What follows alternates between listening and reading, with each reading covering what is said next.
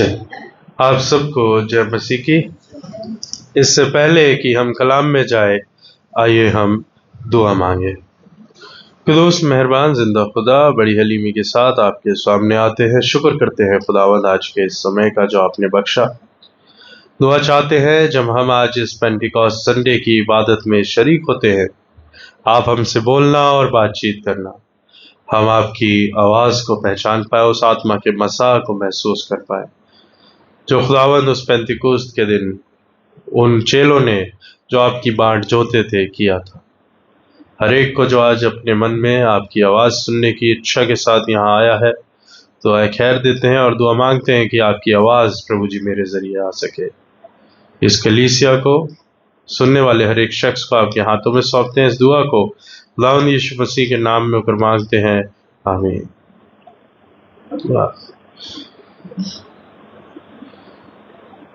आज आप सब देख रहे होंगे कि जो ऑल्टर के जो कलर है वो पिछले हफ्ते तक वाइट था और आज रेड हो गया है।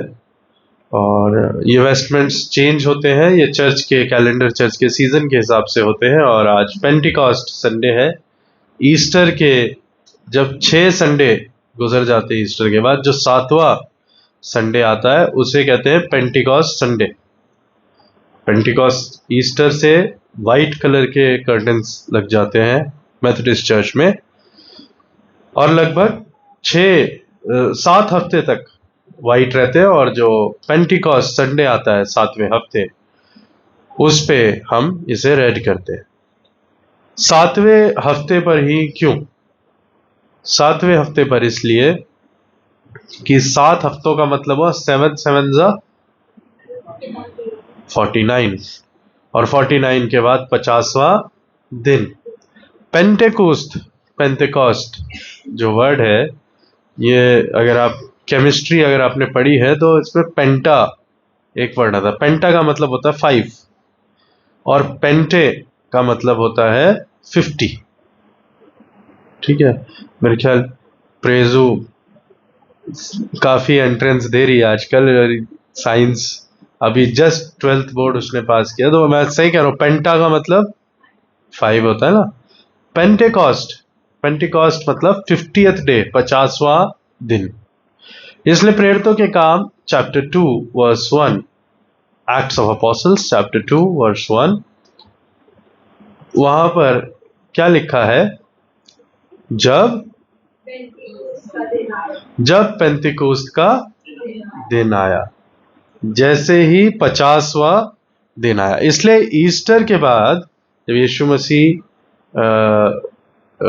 मुर्दों में से जी उठे, ठीक है, उसके बाद वहां से 50वें दिन पेंटिकॉस्ट संडे को हम लेते हैं। बीच में एसेंशन संडे भी आता है, यीशु मसीह के स्वर्ग आरोहण का संडे। वो गुजरा जो संडे था वो एसेंशन संडे कहलाता है, और ये जो संडे है ये पेंटिकॉस्ट संडे कहलाता है। पेंटिकॉस्ट संडे मशहूर क्यों है? क्योंकि पूरी चर्च की हिस्ट्री इस एक दिन से बदल गई। पेंटिकॉस्ट के दिन तक, यानी कि इन 50 दिन तक, चेले जो थे यीशु मसीह के जाने के बाद यरूशलेम में रुके रहे, क्योंकि उनको बोला गया था कि तुम जब तक मैं ना बताऊं, मैं ना आऊं, तुम यरूशलेम में ठहरे रहना।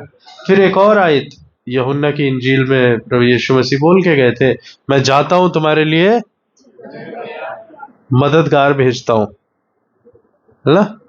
I will send you a helper. वो जो आप बोल रहे हो वो भी सही है कि मैं जाता हूँ तुम्हारे लिए जगह तैयार करता हूँ, वो भी ठीक है, वो गलत नहीं है। लेकिन मैं जो बोल रहा हूँ ये कि मैं जाता हूँ तुम्हारे लिए एक मददगार भेजूंगा, एक सहायक। ठीक है, अब जो ये एडवोकेट है, ठीक है, ये एडवोकेट जो भेजा गया, जो मददगार भेजा गया है, वो माना जाता है यहाँ पे यीशु मसीह का जो प्रॉमिस है वो पूरा हुआ। यहाँ पे जाकर वो प्रॉमिस पूरा हुआ। पेंतिकोस्त का दिन आया तो वे सब एक जगह इकट्ठे थे। एकाएक आकाश में बड़ी आंधी सी सनसनाहट का शब्द हुआ। अब यहाँ पे जितनी भी बातें बोली गई हैं, इसमें ध्यान रखिएगा, इसमें बोला गया है इसके जैसा, बड़ी आंधी सी। इसका यह मतलब नहीं है कि आंधी आई है। क्या बोला गया? आंधी सी मतलब अब जो इस चीज को महसूस कर रहा है, जो वहां पे हो रहा है, अब वो डिस्क्राइब करने की कोशिश कर रहा है। अगर आपसे मैं बोलूं कि आप मुझे सेब बताइए कैसा दिखता है, तो अब आप कैसे बताएंगे? आप ये तो बोल नहीं सकते सेब जैसा दिखता है। आप कोई रेफरेंस पॉइंट लाएंगे कि गोल सा होता है, लाल सा होता है ना, मीठा होता है। आप उसको डिस्क्राइब करने की कोशिश करेंगे। अब जिसे पता है सेब क्या होता है, वो तो डायरेक्टली बोल देगा सेब। जिसे पता ही नहीं, तो उससे समझाने के लिए एक रेफरेंस लेना पड़ेगा। अब हम यहाँ पे मौजूद नहीं है, पर लिखने वाला समझाने की कोशिश कर रहा है। जब पवित्र आत्मा इनके ऊपर उतरा तो क्या हुआ? हाँ जी, यहाँ लिखा है, एकाएक आकाश से बड़ी आंधी की सी सनसनाहट का शब्द हुआ और उससे सारा घर जहां वे बैठे थे गूंज गया। अब हुआ यह है कि आसमान में से आवाज आई है, पर गूंज घर रहा है। कोई मैदान नहीं है, कुछ नहीं है। जिस कमरे में ये लोग दुआ मांग रहे थे, उसमें शोर हो गया। तो बाकी पूरे पूरे यरूशलेम में शोर नहीं हुआ है। शोर कहां हुआ है? जहां पे ये लोग बैठ के दुआ कर रहे थे। तो the presence of Holi spirit is amongst those who deserve it. पवित्र आत्मा उन्हीं के पास आता है, उन्हीं को छूता है जो उसके लायक अपने आप को बनाने की कोशिश करते हैं। लायक कोई भी नहीं। मैं बोलूं मैं इस लायक हूं कि पवित्र आत्मा मुझे छुए? नहीं, मैं पापी हूं और मैं परमेश्वर की महिमा से दूर हूं। पर खुदावंद यीशु मसीह के अनुग्रह में मुझे ये मौका मिलता है कि जब मैं दुआ में जाता हूं और अगर खुदा से ये गुजारिश करूं कि खुदा, तूने वायदा किया था कि वो मददगार जो तू भेजेगा, तो मेरे लिए भी है ना वो वायदा, तो खुदा उसे भेज। और अगर 2 या 3 मिलके एक जगह सच्चे मन से दुआ करेंगे तो मैं उनके बीच में। तो पूरा यरूशलेम था, पूरी दुनिया थी। ग्रीस में आ जाता होली स्पिरिट, है ना, इंग्लैंड में आ जाता होली स्पिरिट, इटली में आ जाता होली स्पिरिट, भाई ऊपर गलील में आ जाता होली स्पिरिट, बैथलेहम में आ जाता। आया कहां?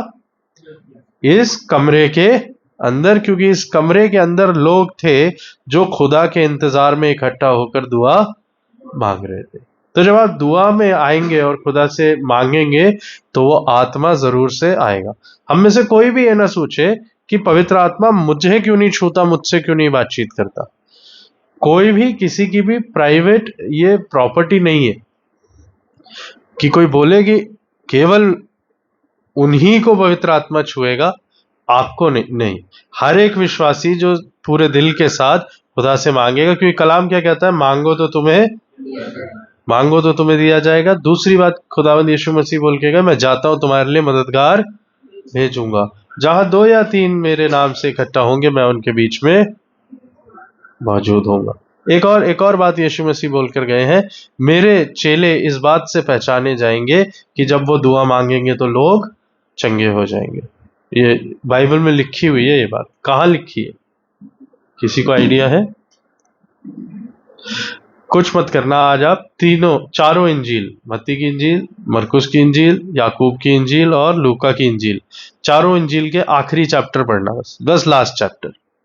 फिर मुझे अगले हफ्ते या आज फोन से मैसेज करके बताना कि भाई साहब यहाँ लिखा था। जितने मैसेज आएंगे मुझे लगेगा कि पढ़ रहे थे कि कहाँ लिखा है। मेरे चेले या मेरे को जो मानते हैं वो कैसे पहचाने जाएंगे। खैर, हम टॉपिक पे वापस आएंगे।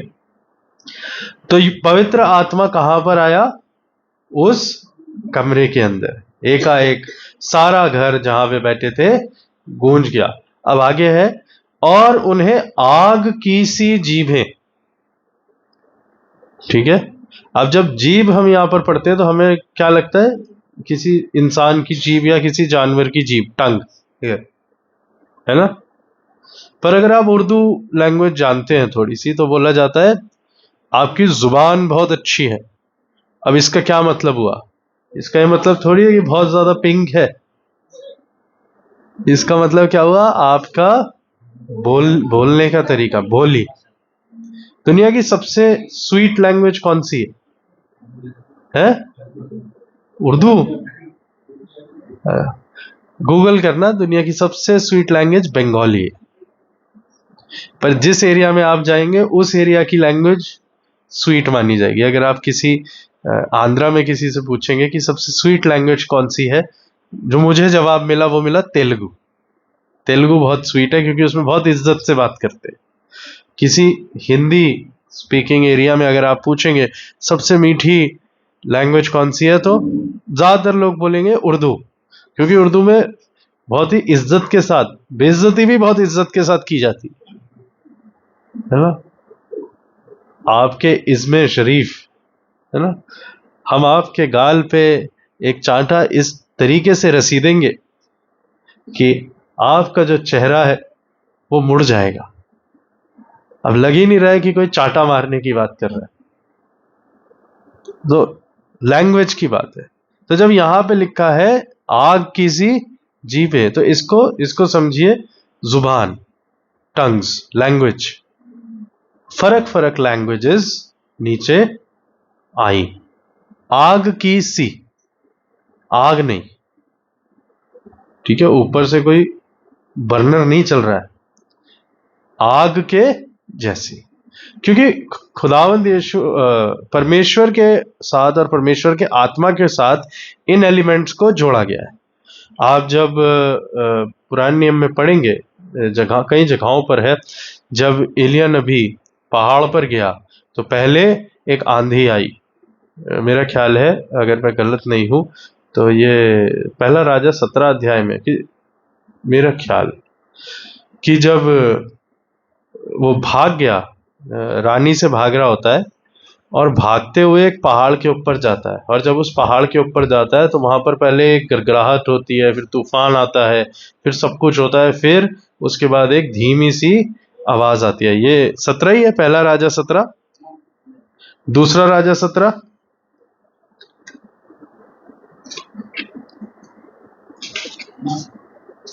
एक सेकेंड देख ही लेते हैं, मिल जाएगा।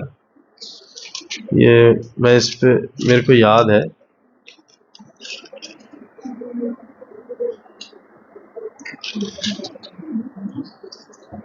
एलिया नबी जो है भागता है। हाँ, 19 अध्याय, सॉरी, पहला राजा 19, पहला राजा 19 अध्याय जब आप पढ़ेंगे तो वहां पर आप देखेंगे कि आयत 11 आयत, उसने कहा निकलकर यहोवा के सम्मुख पर्वत पर खड़ा हो, और यहोवा पास से होकर चला, और यहोवा के सामने एक बड़ी प्रचंड आंधी से पहाड़ फटने और चट्टाने टूटने लगी, तो भी यहोवा उस आंधी में ना था। फिर आंधी के बाद भूकंप हुआ, तो भी यहोवा उस भूकंप में ना था। फिर भूकंप के बाद आग दिखाई दी, तो भी यहोवा उस आग में ना था। फिर आग के बाद एक दबा हुआ धीमा शब्द सुनाई दिया। जब इतना तूफान आंधी सब हो गया, इसका मतलब क्या था? Arrival of God. परमेश्वर के आने को इन चीजों के साथ एसोसिएट किया जाता था। जब हम मेथोडिस्ट चर्च का सिंबल देखते हैं, क्रॉस है और उसके साथ आप देखेंगे एक रेड कलर का निशान है, एमसीआई का ना, तो रेड कलर का निशान is flame, flame and a cross. तो वो माना जाता है कि ये तुम्हारे अंदर ऐसी आग जलनी चाहिए कि पूरी दुनिया में पेंतिकुस्त के दिन के द्वारा, दिन की तरह खुदा का कलाम प्रचार किया जाए। इस क्रूज के जरिए ये आग हमारी जिंदगी में दिखनी। तो वो ये आग यहां से आती है, एक्ट्स ऑफ अपोस्टल्स, जो हमारे सिंबल में, मेथोडिस्ट चर्च का सिंबल देखिएगा, क्रॉस है और लाल कलर की दो निशान है। एक बार मैंने पूछा था कि वो दो निशान क्या है, तो बहुत से लोगों को ये मिसकंसेप्शन था कि वो चादर है। किसी ने बोला वो मसीह का खून है। अब आदमी एसोसिएट करने की कुछ तो कोशिश करेगा, पर वो क्योंकि रेड कलर है तो हम नहीं पता कर पाते, पर वो है आग, अग्नि, फ्लेम। तो यहां पर वापस हम प्रेरितों के काम पे आते हैं। प्रेरितों के काम में क्या लिखा है? और उन्हें आग की सी डिस्क्राइब करने की कोशिश की जा रही है। आग के जैसी जीभें फटती हुई दिखाई दी, और उनमें से हर एक पर आ ठहरी, हर एक के ऊपर आ गई। वे सब पवित्र आत्मा से भर गए। एक्चुअली यही बोलना था। इस लाइन को ऐसे भी बोला जा सकता था, अगर हम चैप्टर को शुरू करें, जब पेंतिकुस्त का दिन आया तो वे सब एक जगह इकट्ठे थे, वे सब पवित्र आत्मा से भर गए, ये भी लिख देते तो भी काम हो जाता, पूरा चल जाता। लेकिन ये एक छोटी इवेंट नहीं है, और ये एक ऐसी इवेंट है जो बताया कि आप इसको फील ही कर सकते हैं। और ये अगर कभी तुम्हारे साथ हो तो तुम समझ पाओ कि आग के जैसी, आंधी के जैसी, तूफान के जैसी तुम्हारा कमरा भर जाएगा। अब हो गया, वे सब पवित्र आत्मा से भर गए, और जिस प्रकार आत्मा ने उन्हें बोलने की सामर्थ्य दी, वे अन्य अन्य भाषा बोलने लगे। आकाश के नीचे की हर एक जाति में से भक्त यहूदी यरूशलेम में रह रहे थे। अब अन्य अन्य भाषा जो यहाँ पे बोली जा रही है, अन्य अन्य भाषा का ये मतलब नहीं है कि कोई भी भाषा बोली जा रही है। अन्य अन्य भाषा का मतलब है कि जो जिस भाषा को समझ सकता है उसे वही सुनाई दे रही। अगर मुझे कन्नड़ आती है और आप हिंदी में बोल रहे हैं, तो वो आत्मा के जरिए ऐसा हो रहा था कि मुझे सुनाई कन्नड़ दे रही है, पर आप बोल हिंदी रहे हैं।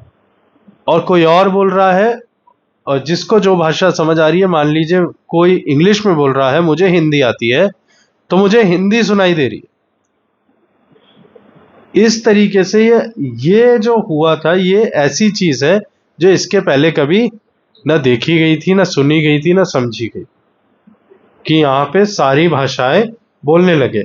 अब यहाँ पर मैं 6ठी आयत से पढ़ूंगा। जब ये शब्द हुआ तो भीड़ लग गई और लोग घबरा गए, क्योंकि हर एक को यही सुनाई देता था कि ये मेरी ही भाषा। लोग घबरा गए। अरबी को अरबी सुनाई दे रही है, इंग्लिश को इंग्लिश सुनाई दे रही है, हिंदी को हिंदी सुनाई दे रही है, पंजाबी में पंजाबी सुनाई दे रही है। कितनी भाषाएं! भाषाएं डिस्ट्रिक्ट के हिसाब से भी बदल जाती हैं। हमें लगता है कि हिंदी सेम है, पर आप अलग अलग इलाकों में जाते रहेंगे, हिंदी भी चेंज होती जाती है। इवन बोलने की टोन्स और साउंड्स चेंज हो जाते हैं। फॉर एग्जाम्पल, आप जैसे जैसे ईस्ट की तरफ जाते रहेंगे, आप दिल्ली से ही नाप लीजिए, दिल्ली से आप ईस्ट की तरफ जाते रहिए जापान तक, दिल्ली से आप जापान तक, जितना आप दिल्ली से ईस्ट की तरफ जाते जाएंगे, उतना भाषा में साउंड भी चेंज हो जाएगा, म्यूजिक ऐड हो जाएगा। अब इसको मैं कैसे समझाऊं? अगर मीजो लैंग्वेज आपने सुनी हो, मिजोरम की लैंग्वेज किसी ने सुनी है?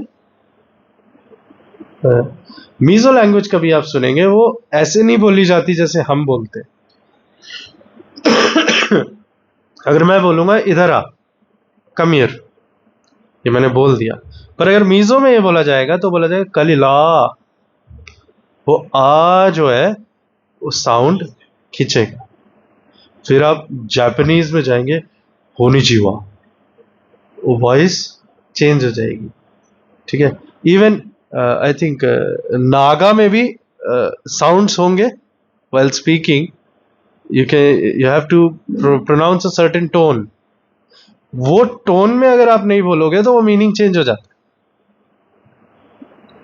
हिंदी आप दिल्ली में बोल रहे हो वो अलग है, आप बुंदेलखंड की तरफ जाएंगे वो अलग है। हिंदी में आप यहां बोलोगे क्या कर रहे हो, आप बुंदेलखंड की तरफ जा रहे हो कौ कर रहे हो, वो ओ आ जाएगा उसमें, है ना। आप हरियाणा की तरफ जाएंगे, उधर की हिंदी बदल जाएगी। आप कर्नाटका में, नॉर्थ कर्नाटका में कन्नड़ सुनेंगे वो अलग है, साउथ कर्नाटका अलग है। तमिल में नॉर्थ तमिल की तमिल अलग है, साउथ तमिल की तमिल अलग है। District by district change. दो डिस्ट्रिक्ट की बिरयानी सेम नहीं है, दो डिस्ट्रिक्ट की लैंग्वेज सेम नहीं है। हर 20 किलोमीटर में हमारे देश में बिरयानी बदल जाती है। आप जाके मध्य प्रदेश की बिरयानी खाइएगा, आपको बिल्कुल पसंद नहीं आएगी, पर वहां पर उन लोगों को पसंद आएगी। आपका एक अलग टेस्ट है जो दिल्ली का है, आप दिल्ली में खाएंगे अलग है। दिल्ली में मुरादाबादी बिरयानी अलग मिलती है, मुरादाबाद में अलग मिलती, ऐसा है। खाई है किसी ने मुरादाबाद की बिरयानी, है ना। और एक दिल्ली में भी वही नाम से बिकती है, मुरादाबाद। तो कितना सारी भाषाएं और कितने सारे चेंजेस हैं, लेकिन आत्मा उसको उसी की भाषा में सुनाई दे रहा था जो उसे सुनने के लिए तैयार। तो जिस जगह हम रेडी हैं, जिस तरीके से हम रेडी हैं, खुदा आपकी जिंदगी में उसी जगह आ जाएगा, उसी तरीके से आ जाएगा जिस तरह आप उसे ग्रहण करना चाहते हैं। पर आपको अपने आप को पवित्र और उसकी हुजूरी के लिए तैयार रखना पड़ेगा। एक चीज जो कांस्टेंट है वो ये है कि जो लोग धुआं में थे, जो लोग मंदिर में थे, उनसे आत्मा ने बात करी। यरूशलेम में हजारों लोग थे, सबसे बात नहीं करी। उन लोगों से बात की गई जो मंदिर में मौजूद थे।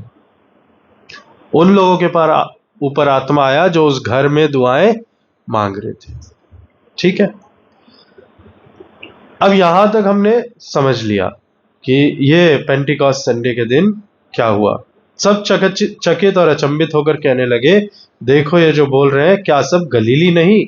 तो फिर क्यों हम में से हर एक अपनी अपनी जन्मभूमि की भाषा सुनता है? हम जो पार्थी और मेदी, इलामी, मेसोपोटामिया, यहूदिया, कंबोदिया, पुंतुस, आसिया, आसिया मतलब एशिया, आसिया, फ्रूगिया, पंफूलिया, मिस्र, लीबिया देश जो कुरेने के आसपास है, इन सब देशों के रहने वाले और रोमी प्रवासी अर्थात यहूदी और यहूदी मत धारण करने वाले क्रेती और अरबी भी हैं, परंतु अपनी अपनी भाषा में उनसे परमेश्वर के बड़े बड़े कामों की चर्चा सुनते हैं। वे सब चकित हुए और घबराकर एक दूसरे से कहने लगे, ये क्या हो रहा है? परंतु दूसरों ने ठट्ठा करके कहा, वे तो नई मदिरा के नशे में चोर है। जिनको समझ नहीं आ रहा उन्होंने कुछ भी एक्सप्लेनेशन इसकी दे दी। जब आपसे पवित्र आत्मा बात करेगा, जरूरी नहीं है कि वो बाकी सबको समझ आ जाएगा। अगर आत्मा मुझे समझा रहा है कोई चीज और मैं पवित्र आत्मा के चलाए में कुछ चीज सीख रहा हूं, इसका यह मतलब नहीं है कि बाकी जितने बैठे हैं वो भी उसी लेवल पे समझ पाएंगे। इसीलिए जब 2 या 3 एक मन होकर मुझे याद करेंगे, मैं उनके बीच में एक ही सरमन दिया जाता है हर संडे। ऐसा तो नहीं है कि मैं फर्स्ट लाइन वालों को अलग प्रीच कर रहा हूं और लास्ट लाइन वालों को अलग प्रीच कर रहा हूं और इधर वालों को अलग कुछ बता रहा हूं। मैं सबको एक ही सरमन, एक ही कलाम आ रहा है ना अब तक। लेकिन कितनी पॉसिबिलिटी है कि आप में से कोई ना कोई होगा जो बिल्कुल कुछ नहीं समझेगा और घर चला जाएगा? ऐसा हो सकता है? हो सकता है ऐसा? हो सकता है कि कोई है बेचारा वो तो ध्यान ही नहीं दे पाया, आए ही नहीं समझ। कई बार होता है, कई बार कलाम के बाद मेरे को भी लोग बोलते हैं, बाकी पास्टर्स के लिए भी लोग बोलते हैं कि आज समझ ही नहीं आया भाई साहब कहां से बोल रहे थे, पता ही नहीं लगा क्या बोले जा रहे थे। कई बार होता है कि आत्मा आपसे बात कर ही नहीं रहा है, आप तैयार ही नहीं है, आप चाह के भी नहीं समझ पाएंगे क्योंकि आप तैयारी के साथ नहीं आए। इसीलिए हम प्रेज एंड वर्शिप क्यों करते हैं? जस्ट सरमन के पहले ही प्रेज एंड वर्शिप क्यों है?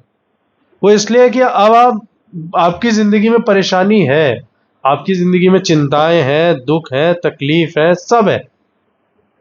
वो अभी इस आधे घंटे में ना तो बढ़ने वाला है ना खत्म हो जाएगा। लेकिन अभी ही सोचते रहोगे तो जो खुदा तुमसे बोल रहा है उससे तुम अलग हो जाओगे। इसलिए हम कंसंट्रेशन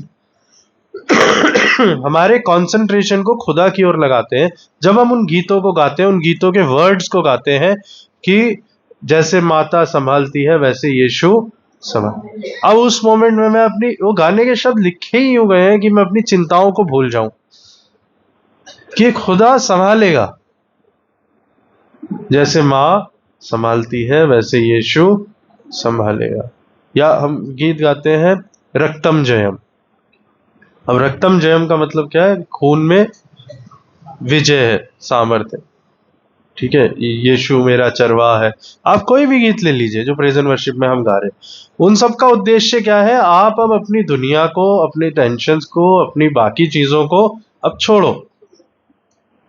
और जैसे ही आप ये छोड़ने के प्रोसेस में आओगे कि अब ठीक है, मैं सुबह झगड़ के आया था, मैं सुबह अच्छे मूड से आया था, मेरी लाइफ में टेंशन है, मेरा फोन बज रहा है, आप उस प्रेज एंड वर्शिप में सब छोड़िए। कोई नहीं कह रहा कि आप बेस्ट सिंगर बन जाओ, आपसे बस ये बोला जा रहा है आप सब छोड़ो और बस उस गीत को गाओ कि खुदा मैं गीत तेरे लिए गा रहा हूं, तेरी मौजूदगी मुझे चाहिए।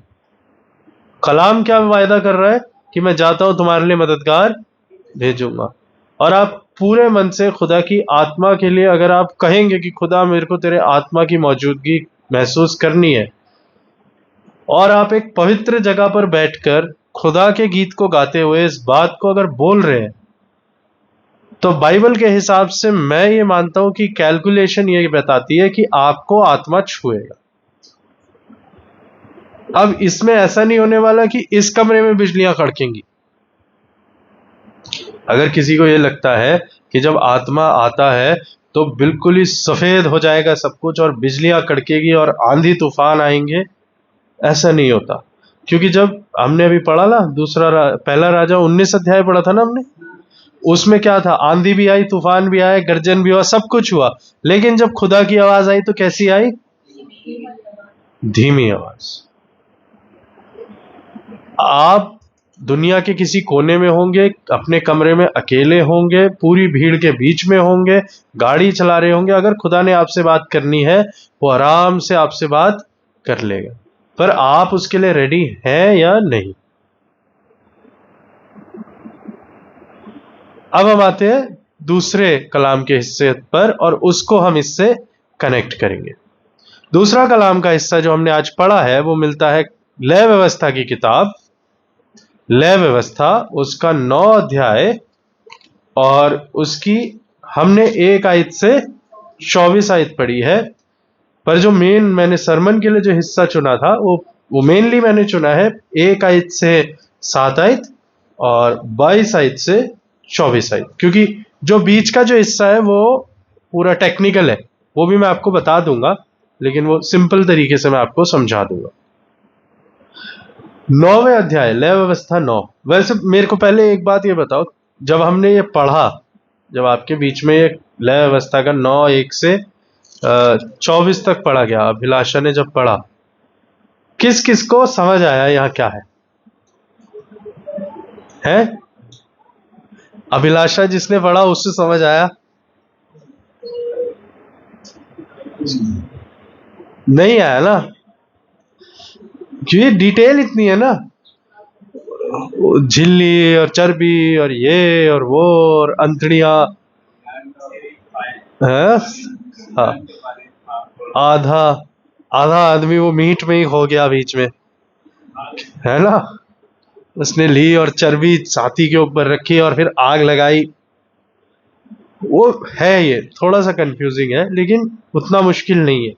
अब हम इसे जब धीरे धीरे पढ़ेंगे, मैं बहुत ज्यादा समय नहीं लूंगा पर आपको समझ आएगा। 9वें अध्याय की पहली आयत क्या कहती है? 8वें दिन मूसा ने हारून और उसके पुत्रों को और इजरायली पुरनियों को बुलवाकर हारून से कहा। अब ये 8वें दिन क्यों लिखा है इधर? 8वें दिन मूसा ने, 8वें दिन इसलिए लिखा है क्योंकि ये पूरी सृष्टि का पहला ऑर्डिनेशन था, फर्स्ट ऑर्डिनेशन ऑफ प्रीस्ट। पहला जो ऑर्डिनेशन इजरायलियों का, जो फर्स्ट ऑर्डिनेशन सर्विस है, वो 7 दिन पहले हुई थी। जब आप 8th चैप्टर पढ़ेंगे तो वहां क्या लिखा है? 8th चैप्टर की अगर हेडिंग बाइबल सोसाइटी की बाइबल है तो वहां लिखा है हारून और उसके पुत्रों का अभिषेक। अब ये ऑर्डिनेशन की सर्विस थी, मूसा ने इनको ऑर्डेन किया, खुदा ने इनको बुलाया था कि हारून और उसके पुत्रों को बुला और इनका ऑर्डिनेशन कर, क्योंकि अब ये मेरे मिलाप वाले तंबू की सेवकाई में जुड़ेंगे। ऑर्डिनेशन सर्विस जब हो जाती है उसमें भी बड़ी सारी प्रोसेस है कि ये बलि वो बलि, फिर तेल, फिर उस लहू को कान पर लगाना है और उंगली पर लगाना है और पैर के अंगूठे पर लगाना है। जब सब कुछ हो गया उसके बाद जो नए ये प्रीस्ट थे इनको बोला गया 7 दिन तक मिलाप वाले तंबू के बाहर ही खड़े रहोगे फॉर 7 days and 7 nights। और जो आपकी ऑर्डिनेशन सर्विस के दिन जो भी बलियां चढ़ाई गई हैं, जो रोटी लगाई गई है, रोटी भी दी जाती थी, अन्न बलि और पाप बलि, मेल बलि, ये सारी जो बलियां दी गई, वो जो जानवर बलि के लिए दिए गए हैं उसमें से जो मीट आया और जो रोटियां आई उसे खाओ और 7 दिन तक आप यहाँ प्रेजेंस में रहोगे, क्योंकि अब तुम पवित्र कर दिए गए हो, अलग कर दिए गए हो, और अब तुम खुदा की सेवकाई में जुड़ोगे। 7 दिन का टेन्योर है इनका, 7 डेज यहीं रहना है। बाकी इजराइल इधर उधर घूम फिर रहे होंगे, खा रहे होंगे, सुबह उठते होंगे, देखते होंगे सातों खड़े हैं, फिर अपने घर सोने चले गए। दोपहर को उठ के देखा, फिर वो वहीं सातों खड़े हैं, लंच कर रहे हैं। फिर वो शाम का टाइम हुआ, उन्होंने कहा इवनिंग वॉक के लिए निकले तो देखा वो सातों, वो सब हारून और उसके पुत्र वहीं खड़े हैं। 7 दिन तक लोगों में तो खबर पहुंच गई, भाई 7 दिन ये लोग खड़े हुए, ऑर्डिनेशन हो गया है। कोई कोई जाके बधाई वगैरह भी दे दी होगी, है ना। 7 दिन ये लोग खड़े हुए। अब हम आए हैं 8वें दिन के ऊपर। 8वें दिन मूसा ने हारून और उसके पुत्रों को और इजरायली पुरनियों को बिलवाकर हारून से कहा। अब 8th डे हो गया है, 7 दिन गुजर गए, ऑर्डिनेशन सर्विस हो गई। अब ये फर्स्ट वर्शिप सर्विस आज होनी है। तो मूसा आया, मूसा ने आकर, और मूसा का ऑर्डिनेशन नहीं हुआ है, मूसा का अभिषेक नहीं हुआ है। अभिषेक किसका हुआ है? हारून और उसके पुत्रों का। मूसा आया, उसने किस किस को बुलाया? इजरायली पुरनियों को, मतलब एल्डर्स को, जो बुजुर्ग लोग होंगे उनको बुलवाकर हारून उसके पुत्रों को बुलवाया और कहा, पाप बलि के लिए एक निर्दोष बछड़ा, होम बलि के लिए एक निर्दोष मेढ़ा लेकर यहोवा के सामने भेंट चढ़ा, और इजराइलियों से यह कहे, तुम पाप बलि के लिए एक बकरा और होम बलि के लिए एक बछड़ा और एक भेड़ का बच्चा लो, जो 1 वर्ष का हो और निर्दोष हो, और मेल बलि के लिए यहोवा के सम्मुख चढ़ाने के लिए एक बैल और एक मेढ़ा, और तेल से सने हुए मैदे का एक अनबलि भी ले लो, क्योंकि आज यहोवा तुमको दर्शन देंगे। मेन बात यही है जिस पे मैं आपका ध्यान लाना चाहता हूं। मूसा ने प्रीस्ट जो ऑर्डेन हुए उन्हें बोला कि भाई तुम लोग अपने अपने लिए एक एक जानवर ले आओ, एक बछड़ा और एक मेढ़ा, जो प्रीस्ट है। पहले आप लोग कुर्बानी दे दो, फिर आप अनाउंस कर दो इजरायलियों को कि आज जितने भी इजरायली लोग हैं वो पाप बलि, मेल बलि, अन्न बलि, जितनी भी हमारी बलियां हैं सारी की सारी आज चढ़ा दो। क्यों चढ़ा दो?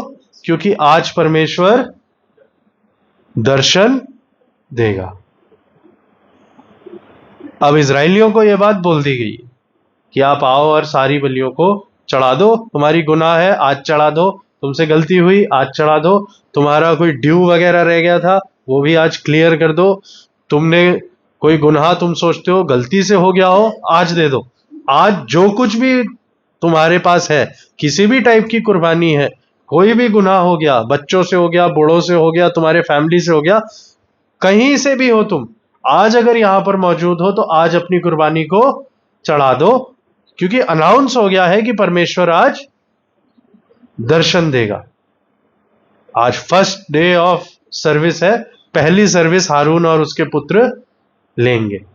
अब आप सोचो 15,000 लोग, 15,000 लोग एक एक कुर्बानी लाएंगे तो कितनी कुर्बानी हुई? कितनी हुई? और यहां तो एक मेढ़ा, एक बछड़ा और फिर अन्न बलि भी है, कितनी हो गई? 45। थक गए होंगे ये काटते काटते हारून के पुत्र। सुबह से शुरू हुआ होगा ये मामला। अब आगे बढ़ते हैं। 45,000 कुर्बानियों के लिए डिक्लेयर कर दिया गया आज। अब जब अनाउंस हो गया है कि सबको चढ़ानी है, तो फिर हर आदमी लेकर आ रहा होगा। मैं लेकर आ रहा हूं, मैंने अपने पड़ोसी को भी बताया, सुना नंबर लगा लो, 1 बजे तक तो मेरा नंबर आ जाएगा, आप भी बछड़ा इकट्ठा करके ले आओ। और वो भी जब बछड़ा ढूंढने जा रहा है, उसके रास्ते में भी 4 लोग मिल गए, वो पूछ रहे कहाँ जा रहे हो? बछड़ा लेने जा रहे हैं, आज सबकी कुर्बानी एक्सेप्टेड है, आज वाली मिस मत करना, आज ले आओ। और ऐसे करके करके अफवाह फैल गई कि सब लोग ले आओ, और भीड़ की भीड़ कुर्बानियां देने आ रही है। और हारून और उसके पुत्रों को समझ आ गया होगा ये क्या काम ले लिया आज, 45,000 जानवर को काटना। हाथ भूल गए होंगे इनके, और वही पूरे प्रोसेस के साथ करना है। उसमें ऐसे नहीं है आप आए कुर्बानी चढ़ा, नहीं, उसका तरीका है, जानवर के सर पे हाथ रखा जाएगा, उसका गुनाह ट्रांसफर होगा, फिर बोला जाएगा ये तुम्हारे लिए कि ये पूरी फैमिली के लिए, मेरे लिए, ये फैमिली के लिए। फिर उसके बाद वो कुर्बानी के भी तरीके हैं, खून बहाया जाएगा और फिर कुछ छींटा जाएगा, इसकी खाल अलग जाएगी, ये हिस्सा उधर जाएगा, वो सब भी डिटेल रखनी है, सब कुछ करना है। अब आगे पढ़ते, 5वीं आयत, और जिस जिस वस्तु की आज्ञा मूसा ने दी उन सबको वे मिलाप वाले तंबू के आगे ले आया, और सारी मंडली समीप जाकर यहोवा के सामने खड़ी हुई। तब मूसा ने कहा, यह वो काम है जिसके करने के लिए यहोवा ने आज्ञा दी है कि तुम उसे करो, और यहोवा की महिमा का तेज तुमको दिखाई पड़ेगा। अब मूसा ने भी सेकंड बार डिक्लेयर कर दिया है कि अगर तुमने जो काम यहोवा ने जिस तरीके से बोले अगर तुमने करे तो यहोवा का तेज तुमको दिखाई देगा। ठीक है। तब मूसा ने हारून से कहा, यहोवा की आज्ञा के अनुसार वेदी के समीप जाकर अपने पाप बलि होम बलि को चढ़ाकर अपने और सब जनता के लिए प्रायश्चित कर, और जनता के चढ़ावे को भी चढ़ाकर उनके लिए प्रायश्चित कर। अब पहली जो कुर्बानी है वो प्रीस्ट को चढ़ानी है। पहली कुर्बानी किसको चढ़ानी है? लीडरशिप की ये बहुत बड़ी एक डिमांड होती है कि लीडर को पहले वो करके दिखाना होता है जो वो बाकी सबसे मांग रहा है। तो पहली कुर्बानी मूसा ने कहा, पहले तुम लोग अपना करो, पहली कुर्बानी तुम्हारी होगी। जब तुम अपनी कुर्बानियों को दे दोगे तब लोग उस कुर्बानी को देंगे। ऐसे नहीं हो सकता कि मैंने जिंदगी में कभी पेचकस उठाया नहीं और मैं इलेक्ट्रिशियन की दुकान को चला रहा हूं, फेल हो जाएगी। मैंने कभी प्लास पाने के नंबर नहीं पता और मैंने मैकेनिक की दुकान खोल दी, चलेगी? नहीं चलेगी। कौन सी मेट्रन होगी जिसे इंजेक्शन लगाना नहीं आता? हाँ,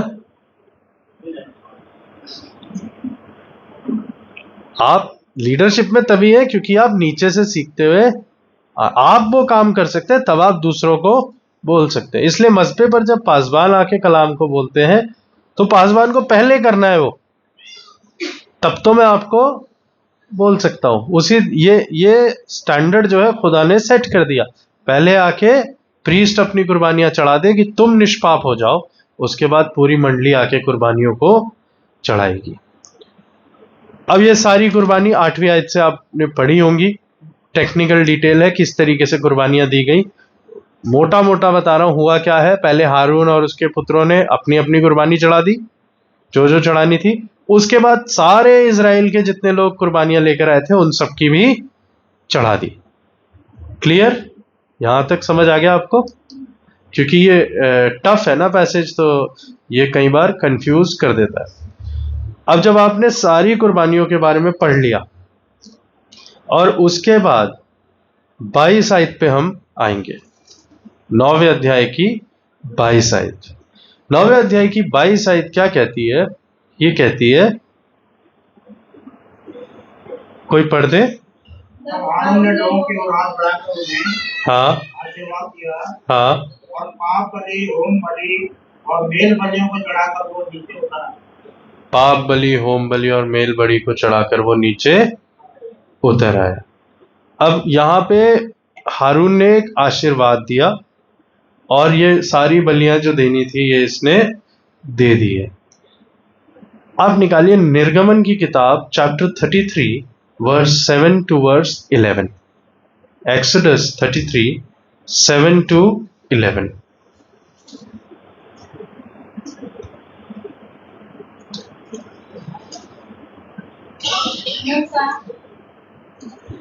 मूसा मूसा तंबू को छावनी से बाहर वरन दूर खड़ा कराया करता था। हाँ और उसको मिलाप वाला तंबू कहता था। हाँ और जो कोई यहोवा को ढूंढता हाँ वो उस मिलाप वाले तंबू के पास जो छावनी के बाहर था निकल जाता था।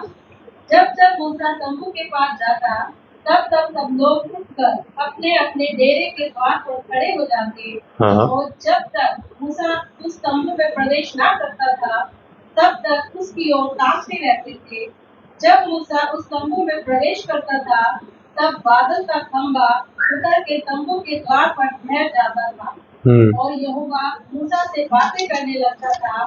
और सब लोग जब बादल के खंभे को तंबू के द्वार पर ठहरा देखते थे तब उठकर अपने अपने डेरे के द्वार पर से दंडवत करते थे। और यहोवा मूसा से इस प्रकार आमने सामने बातें करता था, जिस प्रकार कोई अपने भाई से बातें करे। और मूसा तो छावनी में लौट आता था, पर यहोशू नामक बस बस बस बस। ये मिलाप वाले तंबू के बारे में जो मैंने आपको पढ़वाया है वो ये है कि केवल मूसा ही मिलाप वाले तंबू में जाता था, और जब मूसा मिलाप वाले तंबू में जाता था तो पूरे इज़राइल के लोग वहां खड़े हो जाते थे और देखते थे कि अब मूसा अंदर गया है। जैसे ही मूसा अंदर गया, बादल नीचे उतरता था और सब लोग दंडवत करते थे और वेट करते थे कि मूसा बाहर आ जाए। और लोग ये कहते थे कि मूसा ऐसे बात करता है जैसे एक भाई अपने भाई से, खुदा उससे इस तरीके से बात करता, और मूसा वहां से जिंदा लौट आता था। मूसा के अलावा कोई भी मिलाप वाले तंबू में कभी नहीं गया, क्योंकि खुदा के सामने जब कोई जाता था तो ये माना जाता था जिसने खुदा को देख लिया उसकी मौत वही हो जाएगी। अब इस वजह से आप जब पढ़ेंगे, निर्गमन में ही लिखा है कि मूसा खुदा से रिक्वेस्ट करता है कि मुझे तेरे को देखना है। खुदा कहता है कि नहीं, तू मुझे नहीं देख सकता, पर मैं ये कर सकता हूं कि जब मैं जाऊं तो मेरी परछाई को देख पाए। यहां ये पहली बार है कि मूसा के साथ कोई और घुसा है तंबू में। 23 आयत, लय व्यवस्था 9:23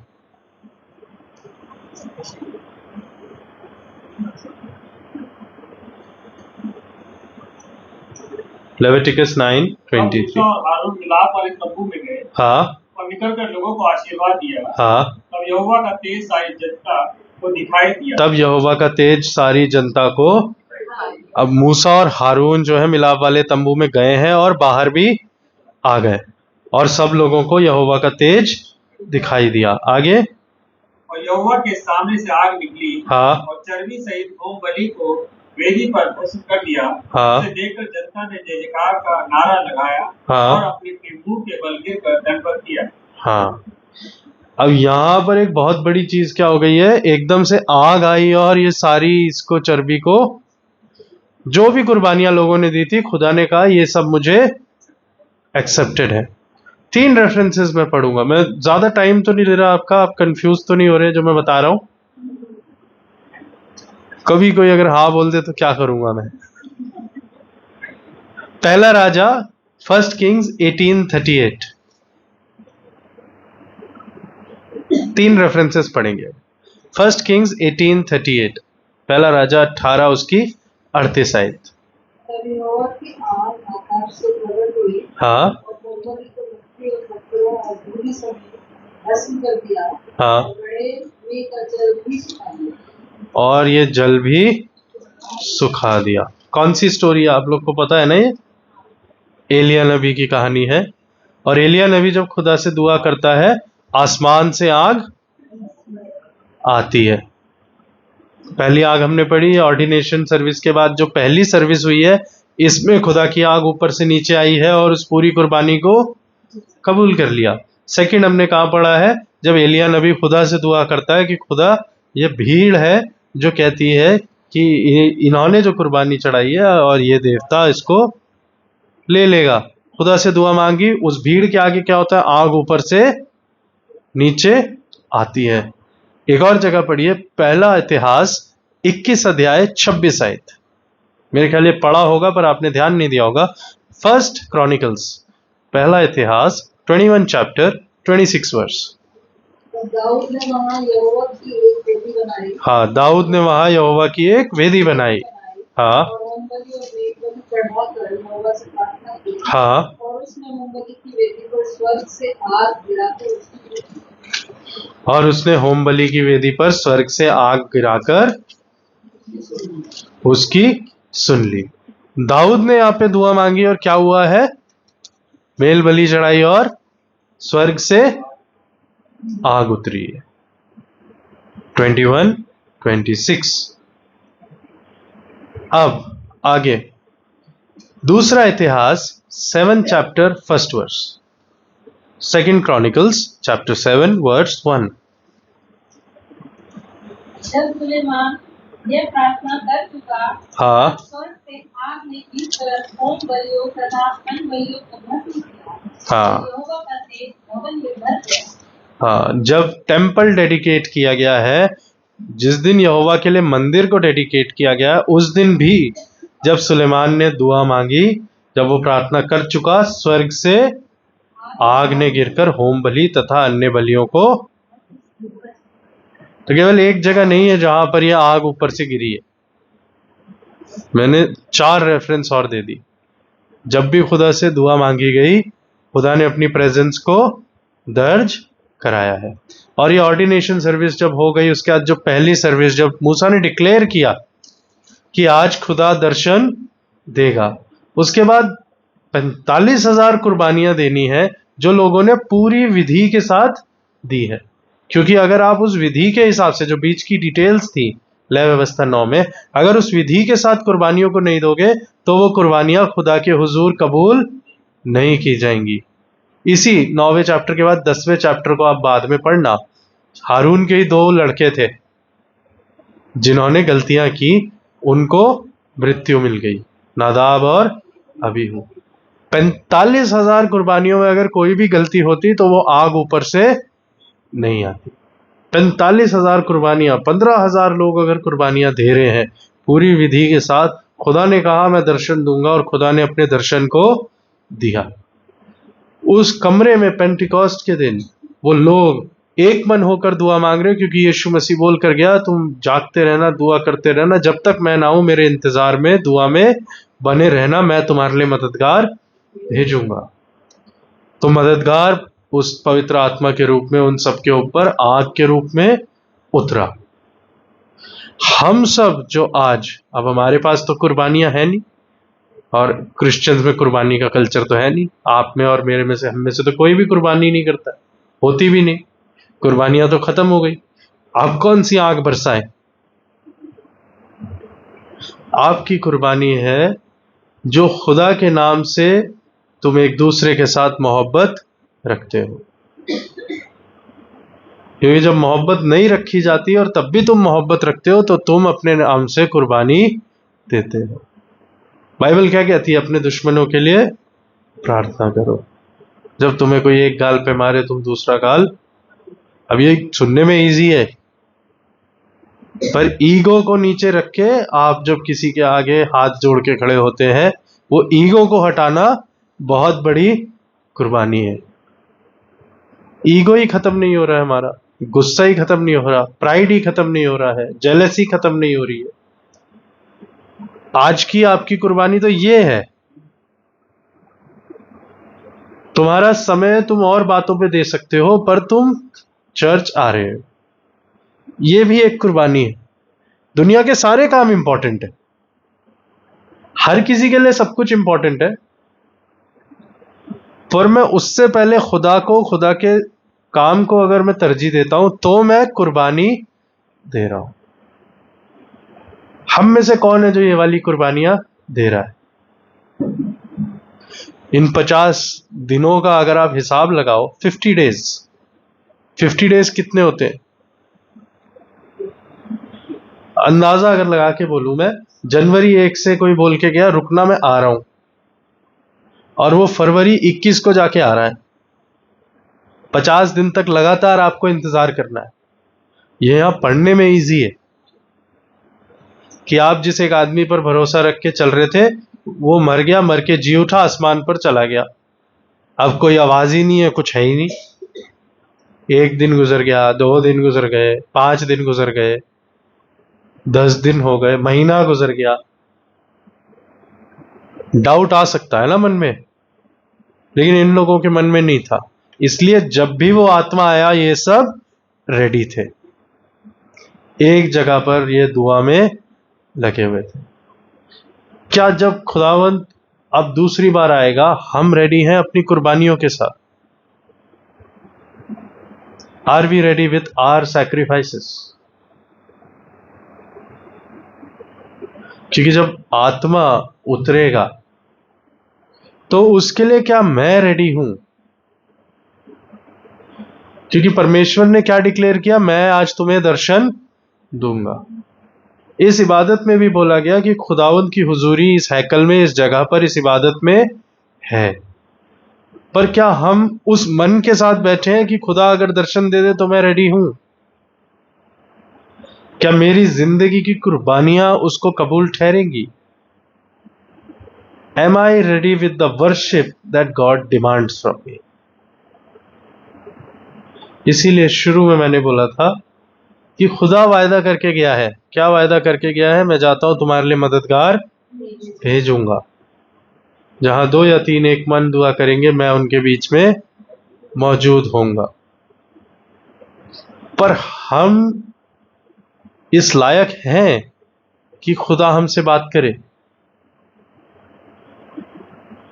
सवाल ये, खुदा का आत्मा उतरने के लिए रेडी है, खुदा अपनी आग को आपके ऊपर देने के लिए रेडी है, पर आप मांग भी रहे हैं?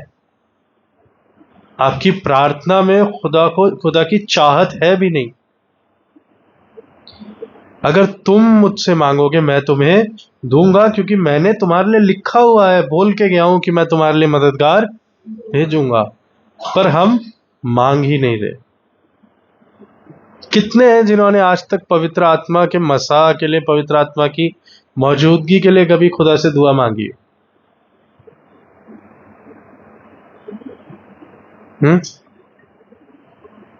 कुछ हाथ। हो सकता है कोई यहां पर हो जिसने कभी ये दुआ ही नहीं मांगी कि खुदा वो जो मददगार तू बोल कर गया है उसे भेज, क्योंकि मेरी जिंदगी में परेशानियां हैं। खुदा वो जो मददगार तू बोल के गया उसे भेज, क्योंकि मैं कलाम को समझ नहीं पाता हूं। खुदा जो मददगार तू बोल के गया उसे भेज, क्योंकि मैं परेशानियों में हूं, मुझे रास्ता समझ नहीं आता। वो मददगार आपकी जिंदगी में किसी भी रूप में आ जाएगा। और एक रूप जिसमें परमेश्वर सामने आपके रहता है वो है ये संडे की सर्विस। और जब यहां मस्बे पे खड़े होकर मैं बोलता हूं तो इसका ये मतलब है कि खुदा आपसे बात कर रहा है। और जब सामने से वो बात कर रहा है, जब तुम उसे नहीं सुन पा रहे हो, तो तुम जिसको देख ही नहीं पा रहे हो, जिस एक्सपीरियंस को तुम महसूस टच नहीं कर सकते, उसके लिए क्या रेडी हो?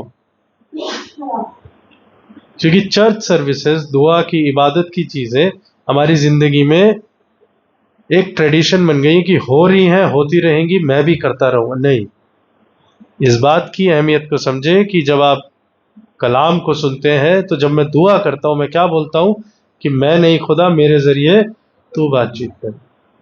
जब मैं यहां खड़ा हो जाता हूं तो अब सब कांग्रीगेशन है मेरे लिए,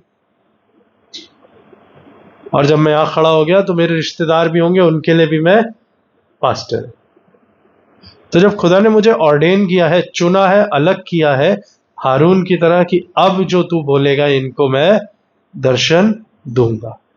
एक बार मूसा ने, हारून ने बोल दिया कि खुदा आज आएगा, तो उसने ऑर्डेन करके वहां बंदे को खड़ा किया है कि ये जो बोलेगा इसकी सुन। तो जब मैं यहां से बोलता हूं ये खुदा का कलाम है और खुदा का आत्मा आपको आज छूने के लिए रेडी है, पर बस इतना ही मेरा सवाल है, क्या तुम उसको मांग रहे हो? क्या उस मददगार के लिए तुम रेडी हो? पेंटिकॉस्ट का संडे आप सबके लिए बरकत का बाइस बने। और जिस तरह उन चेलों को उस कमरे के अंदर उस पवित्र आत्मा ने छुआ, आप जहां कहीं भी हैं, जिस हाल में भी हैं, जितनी परेशानी में भी हैं, गुनाह में से निकलने की कोशिश कर रहे हैं, कैसे भी क्यों ना हो, अगर सच्चे मन से दुआ मांगेंगे कि खुदा मैं अपने गुनाहों को मानता हूं, मैं पलटना चाहता हूं, मुझे इसमें से निकाल और अपने उस मददगार को भेज, खुदा का आत्मा आपको छुएगा।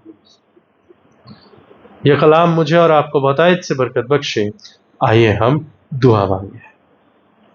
कुदूस मेहरबान जिंदा खुदा, शुक्र करते हैं कि तूने ये कलाम दिया, और खुदावंद इस गर्मी में, इस समय में जब हम अनकंफर्टेबल भी हो सकते हैं, लेकिन तब भी हम बैठते हैं और तेरे कलाम को सुनते हैं, क्योंकि हम उस आग को उतरते हुए देखना चाहते हैं जो उन चेलों को छू कर गई, जो तेरी वेदी के ऊपर आती थी कि मैं तुम्हें दर्शन दूंगा, तुम्हारी कुर्बानियां मुझे कबूल है। दुआ चाहते हैं खुदावन हम उस आत्मा के मसा को महसूस कर पाए और यह समझ पाए कि यह किसी एक के लिए नहीं, पर हम सब के लिए है जो तूने दिया है। उस वायदे को अपनी जिंदगी में पूरा होते देखें, कि मैं जाता हूँ, तुम्हारे लिए मददगार भेजूंगा। तूने मददगार पासबानों के रूप में, तेरे कलाम के रूप में, तेरी आवाज़ के रूप में भेजे हुए हैं, पर हमारे सुनने के कान परमेश्वर बंद हो जाते हैं। तेरा कलाम कहता है जिसके सुनने के कान हो सुने कि आत्मा कलीसिया से क्या कहता है। हमारे कानों को खोल, हमारे मनों को खोल कि हम परमेश्वर अब से जब भी वर्शिप में हो, प्रेज एंड वर्शिप में हो, कलाम को सुनने के लिए बैठे, हम उस जिंदा खुदा की प्रेजेंस की अहमियत को समझ पाए। तमाम लोग जो इस कलाम को सुनते हैं उनको तेरे हाथों में सौंपते हैं।